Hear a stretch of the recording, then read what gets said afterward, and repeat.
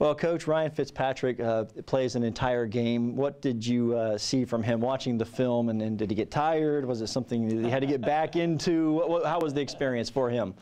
Well, I think his experience is what helps us the most. I don't think he got tired.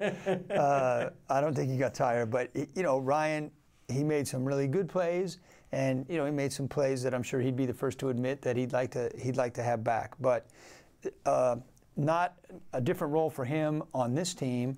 Not a different role. I mean, it's his 117th start of his career, and you know, to go against his former team, the Jets.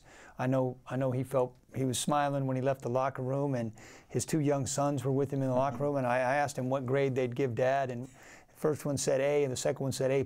So I think we got to feel good about that.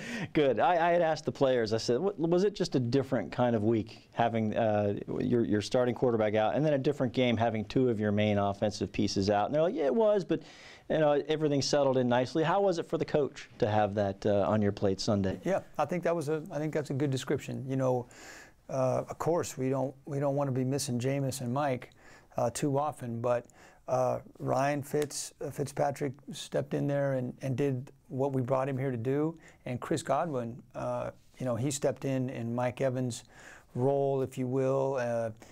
Had two explosive plays, played great in the run game, you know, played well enough that we gave him the game ball on offense. Yeah, I was going to say, what did he show you? I mean, this is a guy who you rookies, they want their opportunities. Are they going to take advantage of them when they do? He definitely took advantage. You know, his role had been more as a fourth receiver and a special teams player, which he was doing fine in that role. But you know, we needed Chris to step up, and he did in a big way. Defensively, to have so many different guys take part in meaningful plays that slowed their offense down, how did that make that group feel? I'm sure they felt great, because when you look at the drive chart from the game, or you look at our defensive goal board, you hardly ever get every single goal on defense, and we did this game. To have 6 different guys with stats, with sacks, and you know, production from tackles, Brent Grimes with interception, different pass breakups.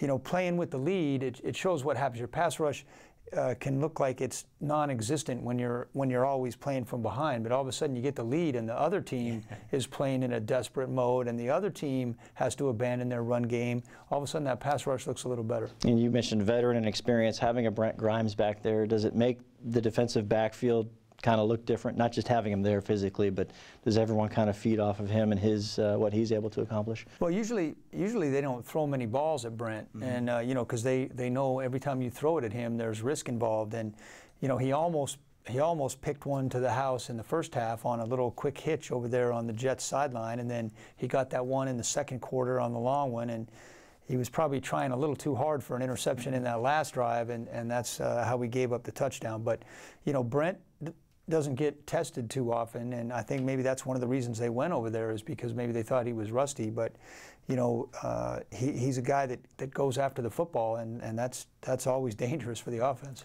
And finally, two teams that are in the same boat this week. You and the Dolphins are going to have to play a game this week. That would have been the bye week, but Miami, you get to scout them from the couch.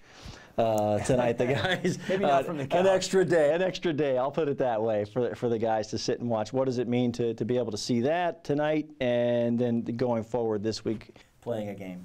Well, as far as seeing it tonight, we'd see it anyway. So that, you know, everybody gets everybody's tape in the NFL. So there's no advantage there. The big advantage is, you know, we were finished yesterday at 4 o'clock, and they're playing on the road Monday night. They're not going to get back to Miami until 3, 4 in the morning tonight, and then they have to recover. And so both teams, I'm sure, would rather be having a bye week this week, but we don't, and we don't have any say in that. It's what's done is done, and both teams have to make the best of it. And you know, somebody's going to get out there and get a win on Sunday, and I hope it's the Bucs.